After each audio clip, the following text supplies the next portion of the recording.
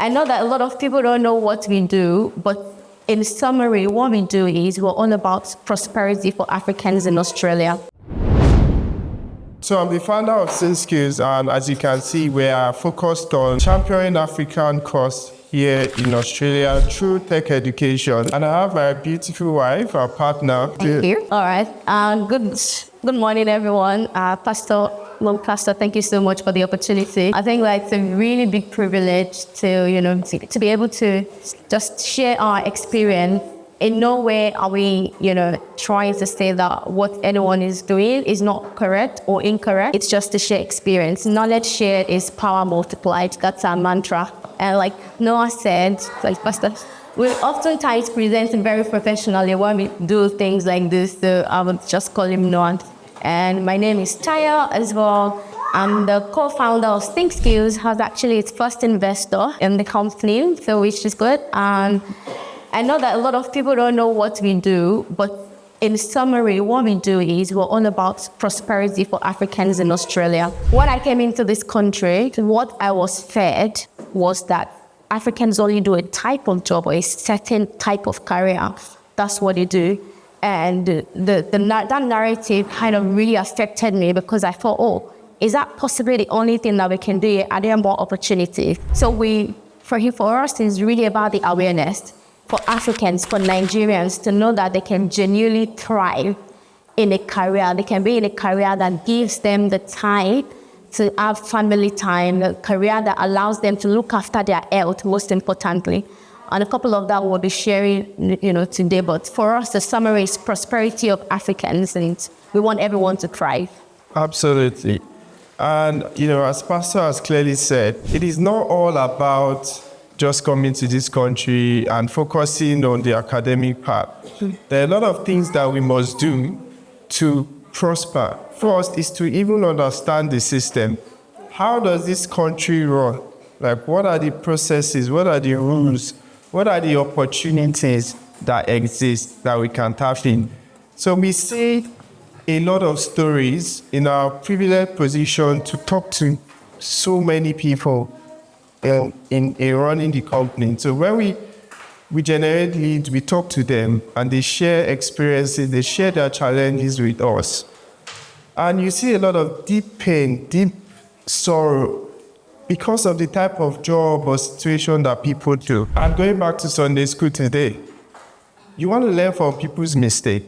You don't want to repeat what people have suffered. Yeah.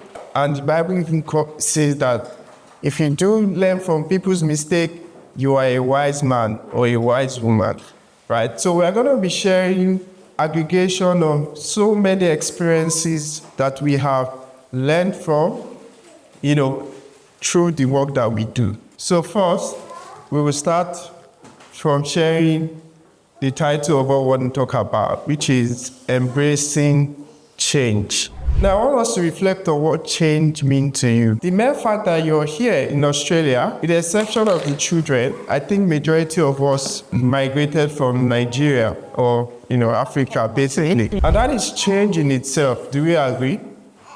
That is change, right? And as you see, so Pastor mentioned something earlier and said, before Mommy Pastor came, there were things he planned and said, you must do this, you must do that, so that you can embrace the good of this country. You don't just live your career and all the progress that you have been able to achieve back home, all in the name of what? Migrating to Australia.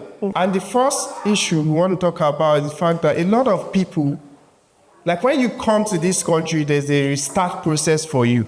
And how you tackle that process is very important. And a lot of people have gotten advice that has affected them for many, many years. I've spoken to people who have done certain type of job for 15 years, 20 years, and now it's turning on their health because some of them suffer from back pain. And now they have to pay back all the money they are making then, happy, shift, this, that. They're not going weekly to, what do we call that? Chiropractors. Right? To pay back weekly. I want us to think about that for a second. Is the career you're doing, is the job you're doing now What price are you paying for it? Yeah, you can think about, I'm making money. But what price are you paying for that career? And as the central conversation we want to have today, as she said, prosperity. How can you prosper without going through all the pains, sorrow that will tell on your health in the long run? So we will start by sharing the story of change, which is inspirational, from Tayo. Thank you. I think that, like Noah said, we have all gone through a certain type of change, whether voluntary or involuntary at some point in time. And even coming into this country, it's a massive change, which means you're starting all over, basically. I mean, a lot of people, some people are very lucky, like the pastor's point. He had prepared a couple of things for mommy to say that, okay, these are the steps. He's done his research. These are the things that you need to do. Putting her on that path so she knows she's not going to have to take 5, 10 different people's counsel and at the end of the day, just settle for what's available. And as part of change, we are oftentimes put in a position that we just have to settle for whatever is available. Even if that is not like your main purpose, or if that may not necessarily be your biggest strength. You just settle because, well, I need to make money. Well, I'm in this country. This is what everyone is saying to me. I just do it. So settling sometimes can come with change, which is fine for a second period. But it becomes a problem if you then settle it and become very complacent and you just stick into it. So my story, moving into this country, I always say this, and every time I say it out loud, it makes me a little bit, makes me nervous, or when I say it out loud, I don't believe in myself. I came into this country and I actually had no purpose, for lack of a better word. And that speaks to the fact that when I say purpose, I didn't really have a plan. I didn't even know there was something like permanent residency. I didn't know anything. There was something like citizenship. All I had in my head was, well, my parents want me to travel abroad, go and study. And then somehow, luck will happen, and I will find myself maybe in Canada or in the States. I'll just be a baby girl, just live a soft life. So, which is very dangerous to do that. And I did pay the price for that. I don't want people to pay that price. Is that when you're doing something different, you say maybe you're in a new country or you're starting a new career, you need to have a plan. In the first 365 days, what do you want to achieve? In that country that you are, what is available for you to tap into? Like to this morning's point, when we talk about natural talent, what do I have embedded in me naturally that I can grow once I move into this country? For me, I wasn't privileged to have all this type of conversation. I just knew that, well, a lot of people travel around, well, let's go and see what the country is, come into the country, do your study. So it was very, very easy to jump on other people's advice. Well, this is what I did. Okay, yeah, that's fine. We do it. And that's why I'm always very thankful to God for this amazing man. And sometimes, you don't see the things inside of you because you're not even looking inwards. But if we're privileged to meet with people that can say, now, you're more than what you're currently doing. You have what it takes, And whilst, you may not have a direct contract telling you that we want to put ourselves in that position that we can really, really spread the word. Now to my story, coming to Australia, let's just do master. I even came in with masters of 1.5 years, which meant if I finished, I have to go back to Nigeria. I didn't even know. I put everything in the hands of the agent that was helping me. I didn't do any research. I even chose the name of my school because it sounded fancy. That's how silly I was at that point in time. Because I was at University of Newcastle in my head. I'm thinking, when I say to people, I'm going to sound very fancy, like I'm going to a top uni. So it's extremely dangerous, not to have a plan. To my point, I did pay the price for it, but, giving thanks to God and ascribing my journey to Him. But really, what I'm trying to stay in, I came here, I got a lot of advice, We all do care in the country, that's the job that is available and you have to do it. And I said, or I've never heard of it before, I'm not going to do it when, my parents are sending me money, so I'm fine. I didn't come into this country to work. I just want to do my master's and somehow find yourself in another country at some point. So I started to do that as well. But of course, you get into that journey. Nigeria really, after that point in time, the economy became so bad. And all the money that I was getting from Nigeria meant nothing. I couldn't even use my Nigerian card. So that was the beginning of my problem. So my cards weren't working. I started to okay, well, there's money in my bank account, but the card is not working. I can't withdraw money. I don't know if anyone was experienced that. I think 2017-ish, around that point in time, so it was really hard. The money was just sitting there. And even if I could withdraw it, it meant nothing at that point. Now, I did what I had to do, right, to a certain degree when I was doing my master's. I had to work in care as well. But even that came with a lot of struggles. I did that. I also delved into a bit of catering, as you can see. So I done, because I came from a family of entrepreneurs, so I always knew that I needed to be in a position where I'm supporting people. I've always told myself that I wasn't going to be at the mercy of anyone and I wasn't going to work for anyone for too long. I would do it to gather experience and then be in a position where I can support other people, give advice. So I did a bit of catering, which was good because that's something that I love, but even that was very stressful and it's very tasking. And I remember I would get a lot of messaging from my housing people would say, hey, you call the house commercial today. Hey, I'm going to do this. I'm like, I'm just looking for friends. So that came with a lot of stress at school. I didn't have the capacity for it. Fast forward. Now, because as part of my natural God-given talent, I've been able to, I can speak to a lot of people. I think genuinely, my friends would say, call me, just never shut up. Like, you just talk and you just always have something to say. So I have the ability to hold good conversations. I'm a people person, well, I like to know myself as well. So I organize events. I would plan weddings of like 200 guests, 300 guests. I would do all the cooking.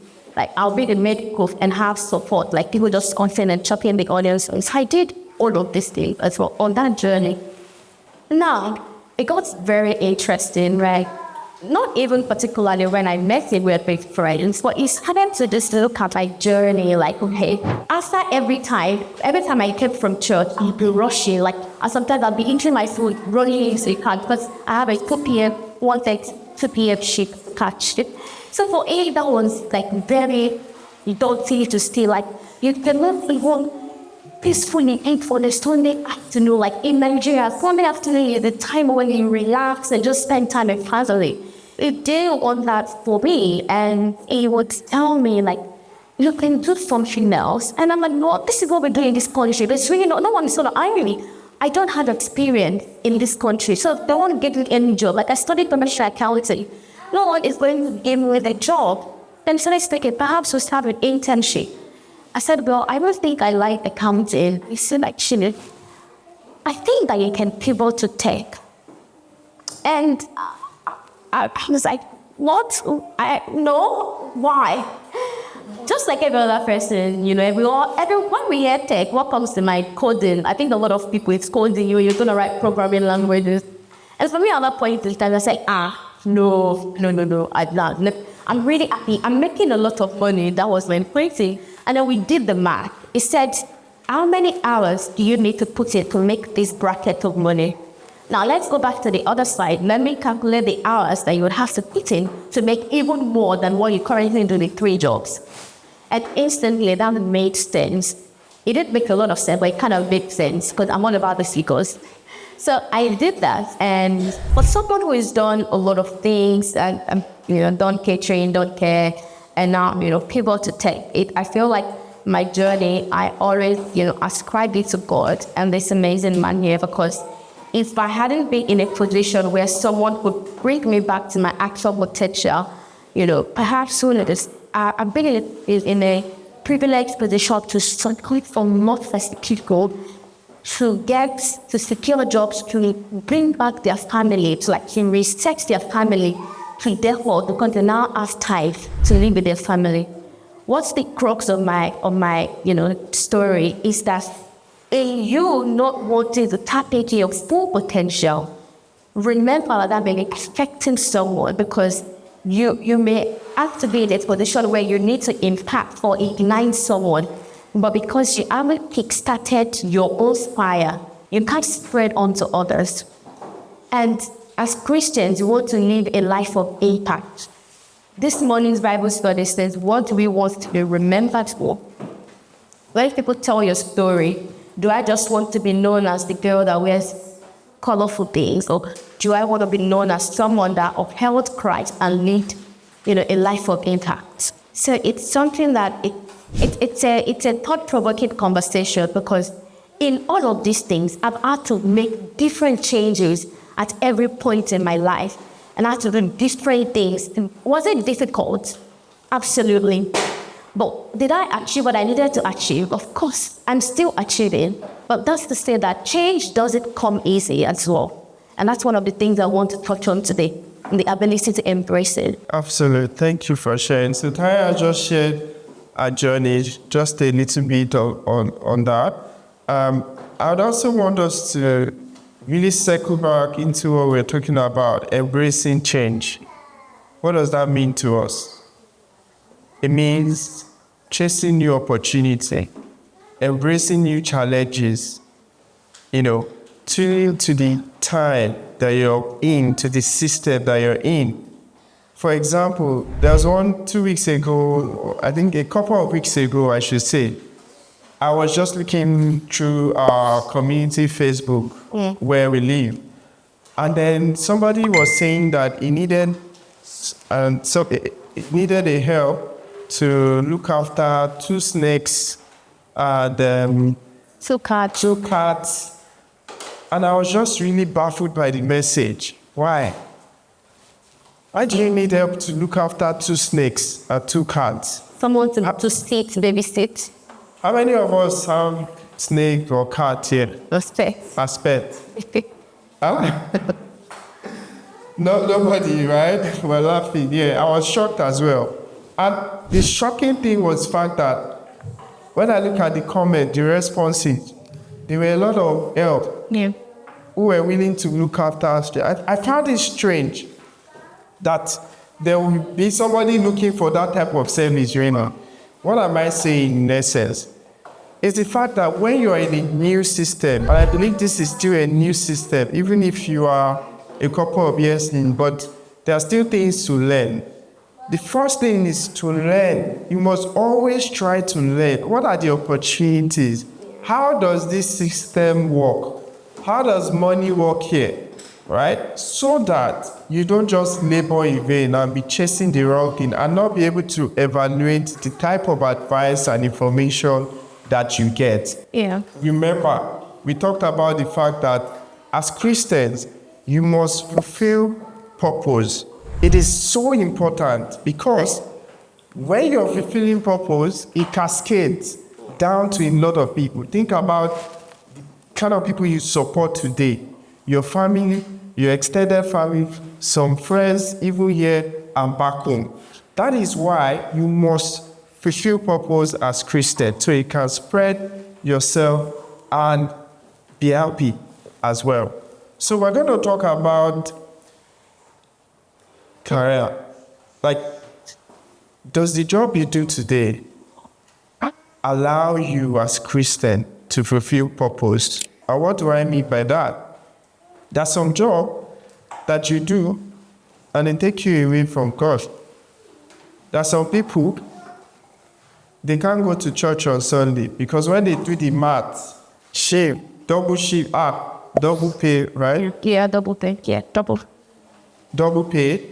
Then they say, oh, this is the way I can maximize my profit, my income. I need to go for that. And they can't go to church. And I'm not saying, before somebody says, oh, we don't know their situation, I'm not saying that there are not legitimate reasons why you might want to do that a few times. But if that job consistently makes you veer away from things of God, then you're not in the right job. You're not in the right job, and you must have that understanding. There are some jobs that take a toll on your health. Like I gave an example earlier. I've seen so many people complain. This job is so repetitive, stressful, so much that is now telling on my health. Right? So number 2, what is the price you're paying for this job? I'm doing this job, am I damaging my health? You might not know now. Some people don't actually go for a checkup. So you don't know if you're actually sick or dealing with something. You're just focused on money, money, money, money. The other day, somebody told us, I've not slept in 24 hours. Yeah. I have not slept in 24 hours. Why? I was at work. And I explained that there's a process of sleep and rest that is called, there are stages of sleep. I hope we know. Yeah. There are different stages of sleep. And there's a stage where you go into recovery. And the danger when you've not slept for 24 hours is that you've not recovered. Your body goes into recovery mode and fights so many things that we don't know. But when you don't have rest, which is very important, you're chasing the hours and all of that, you will still pay back the loss. Yeah. Extremely important. I mean, like Noah said, it is what we're currently doing is not the problem. It is what are the things that we're doing to ensure that we don't keep doing that in the next 5, 10, 15 years.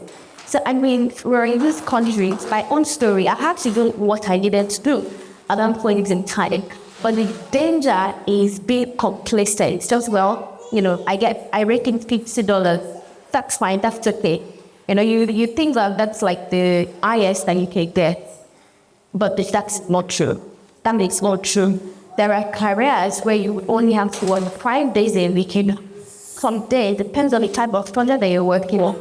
You do not even need to work full 8 hours, and you would get a lot more than you currently have in 3 jobs altogether. I was in a very privileged position as I just came out of maternity leave when we moved to this state. And I said to myself, okay, I had 6 months maternity leave, but I had a lot of support. Bless my mother, is like very helpful and very beautiful to us. So I said, well, 3 months postpartum, I can go back to work. And I was fully breastfeeding. Now, for me, it was really, really important that I went back to my job, because the job that I had in Tanzania, I couldn't do it interstate. So I needed to get another job here in Free State. So now, when I was doing that application, just comparing my previous life with comparing like what I currently do right now, I was in a job that still allowed me to fully, do all my motherly duties, breastfeed my baby, even while I was working. A career that I can say, look, I'm not going to be able to attend this meeting. I need to breastfeed my child. And they're even the ones that were saying, Tayo, you need to go. They tell me, Tayo, you're insane. You've got a 3-month-old baby and you're back to work. I'm like, yeah, I'm equal. They gave me all of the accolades and they recognize every motherly duty that I need to support without impacting my pay, without impacting, my job or my duties. They look at the flexible working arrangement. I can decide to start working at 7 and finish at 3. Depends on my meeting for the day. I can decide to start working at 9, finish at 3. I make my article and make my calendar, right? But what I'm trying to say here is like what we currently do right now, the evaluating it and thinking, how much impact does it have on my health? Does it currently put me at risk? If I'm standing too long, or if I'm sitting until I'm here repetitive tasks all too long. We got a real life story of someone yesterday, I think on Friday, was sharing with us about their experience on what looks like a beautiful career and how this particular, I think, is it varicose veins? Yeah. Yeah. So, not sure of the biological one. Yeah, but they've had to, yes, varicose veins, yeah, that's the one. So, they've had to pay a price for this. And he said something that really struck me. He said, if you were to be in a state right now, you could bleed to death because it was stays veins, because they were pills. And it just really said, that's the price I had to pay for a career that looked good, that was paying me this morning. I'm never going to make it again. I'm glad I've found my way to take something else, because again, it just makes us think deeply. Why and what price do we have to pay to breathe in, to have to do all of these multiple things or multiple jobs all at once? Losing sleep, 24 hours sleep. I know exactly what that feels like because I've been in that position as well. That can mess with your pattern, but you wouldn't realize because you're so used to it that I can go for, people even take pride. I can go 48 hours without sleeping. It's like a competition. Amongst Nigerians, when we're drinking, like, oh, do you know that I work 72 hours? Someone will say, I've worked 84 hours, like that conversation, which we joke about it, but what impact does that have on our health in the long run? And the next one I want to talk about is a very deep one.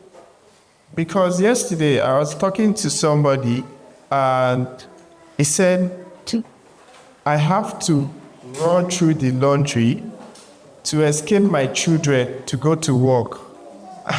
So basically, saying that he has no family time because the kind of job that, and I think that we can relate to some of these things because a lot of people actually suffer from this. So because of time, what we are saying essentially is, one, when you come to a new system, understand how things work, the system, the opportunities, their rules, and how money works, right? Understand career. Do not be worried about embracing change. Change comes with challenges, new opportunities, and potential growth that you can explore. We say that for you to embrace change means you're daring to do something. And it's okay if you're scared at the beginning. If you're scared, if you're doing something that does not scare you, the reward again will be minimal. It's just like high risk, high reward.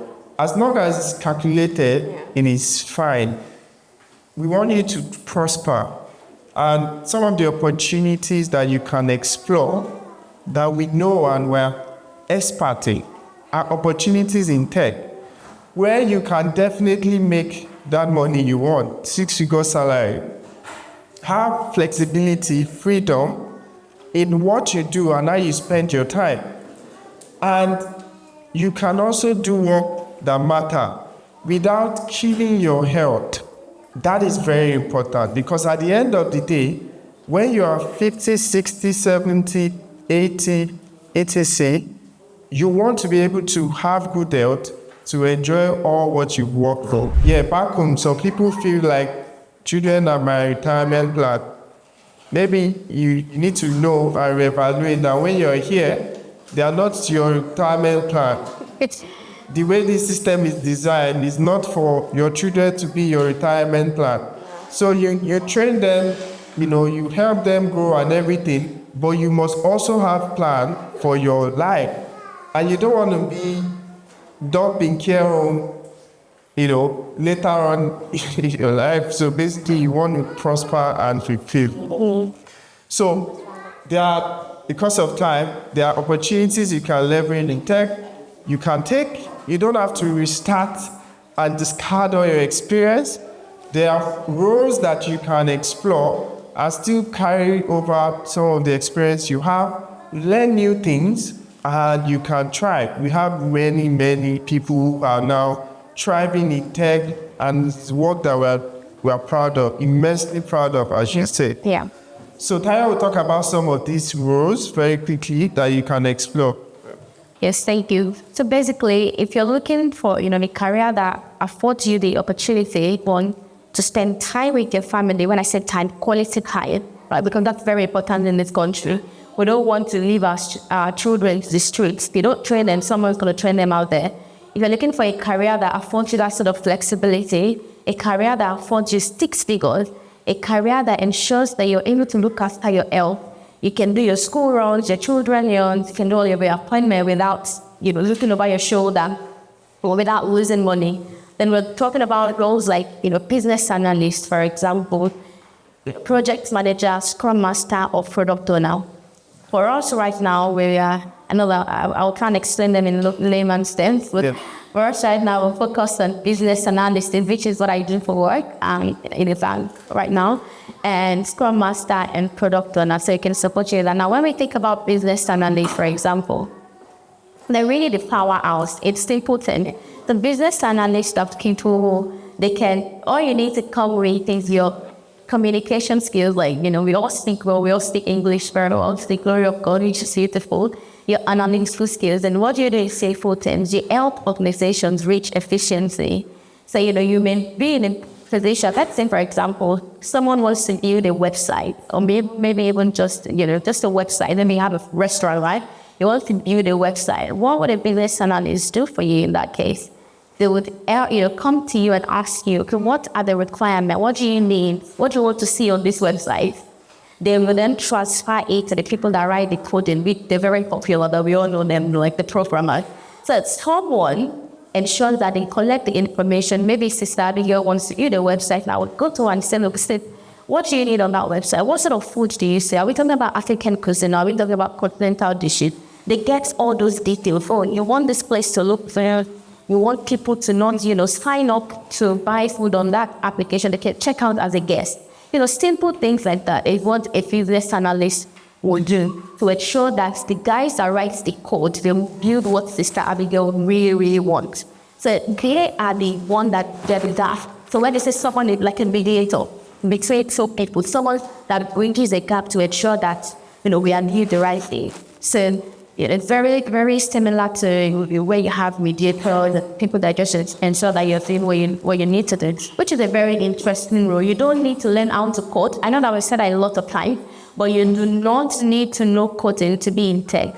And again, even as Christians, even if you have to code, in that interesting, God has given you the power, right? So you can do all things through Christ your strength. I'm not telling you that even in good news to say that you do not need to know how to code, or you do not need to write programming languages to have a career in tech. And I'll quickly explain Scrum Master. Scrum Master is like a project manager. I think that one would be relatable to a lot of people. Simply, organizing people that are going to, for example, want to build a house. We know that if you just say, I want to build a house, and you get all the people that work on it, and nobody's coordinating work and managing them, it will be disastrous, right? So it is very important that there's somebody organizing. Where should we do foundation? Where should we mix cement? How much do we need to implement this project from start to finish? Where should they bring materials? Where should they fix light? Somebody coordinates the plan of all those things. They are the project manager. They are also similar to Scrum Master in what they do. And we have QA tester, people that test the application to be sure that you and I have good experience using the application. Yeah. All of these roles are easy to learn, right? For us, we teach people to learn how to do this job effectively in 3 months. Yeah. Right? You learn it, and all you do is a combination of helping you understand how do you apply, which is where a lot of people struggle. How do you apply? How do you build your resume in a way that you get interviews? And when you get interviewed, how do you go there and feel confident to tell them that you have the skills and experience to be able to deliver on the job, which is the single most important question you need to answer for somebody to give you offers to say, come and work with us. And if you look at the dynamics of Australia needs 1.2 million tech workers by 2030. It is not me saying it. It's a set done by Tech Council. Yeah. By the grace of God, but next week we are going to Canberra, Parliament House, to showcase the tech that we've worked on, to help African tribe and connect African products with consumers. And that's a landmark for us, because I think we're the first African-owned business that will be going to the Parliament House to present our application. And the interesting thing is that some of the people we train who had no clue about tech were involved in building the application. So the point here is if you dare to dream, there's exponential opportunity for you to grow. And when you're in a career that make you become relevant, that make you get invitation to say, come, prime ministers are coming. People I look at in the news, the MPs, all the people that make decisions are there. And we're going to be in the room. Yeah. Are we nervous? Yes, we are. But we're going to dare to dream, to say, hey, we deserve to be here. And that's what we're saying. If you remember our topic today, potential, passion, and prayer. A combination of all those things we put you in rooms where you don't just look at as a spectator, but you're part of the chain. Because for us as Skills, next couple of decades, we want your children, our children, to not do what we're doing, like essentially, laboring and doing the work we don't want, but also policy makers. When they say, oh yeah, we invite them, we consult the Africans before we shape the policy and have influence. Thank you. Last words? Yes, so thank you all so much for listening to us and our experience. We're really, really fortunate, but essentially, prayer is extremely important. So before we, embark on anything, like we said this morning, prayer is key. And let's just commit our ways into the Lord, and I know that it will direct us in Jesus. Amen. Thank you so much.